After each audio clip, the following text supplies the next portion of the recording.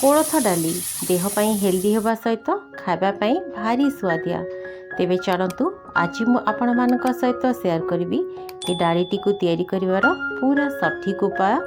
नमस्कार, आपण को काकुलिस क्वेश्चन को बहुत बहुत स्वागत।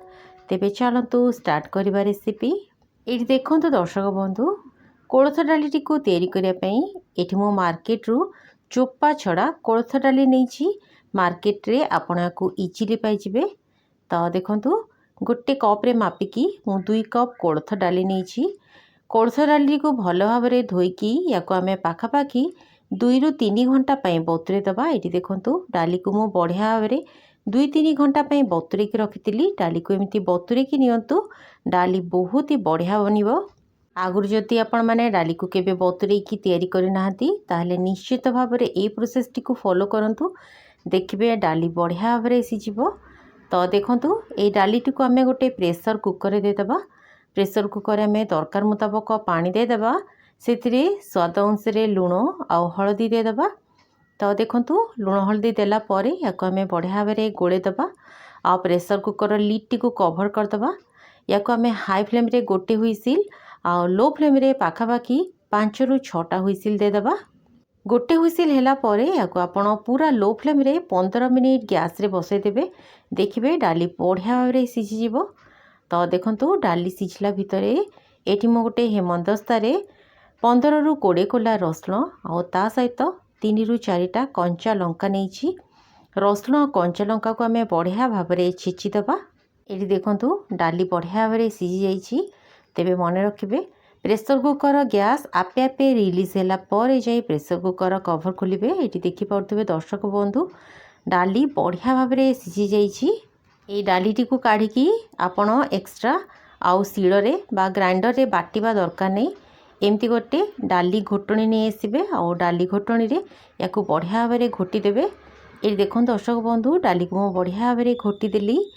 ये देखो आपण को मो पाखर देखौछि डाली पूरा फिटिगला।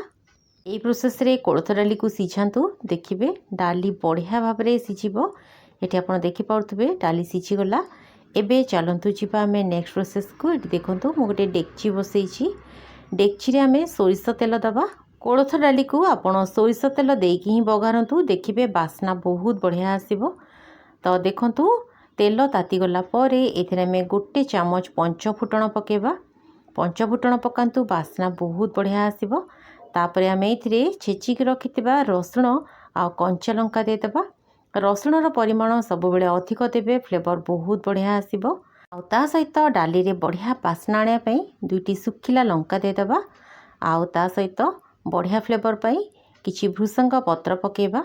भृसंग पत्र एथिरे निश्चय पकांतु, डालीर बास्ना बहुत बढ़िया आसे। तो देखंतु सबु को आमे लाल लाल हैला पर्यंत भाजी देबा।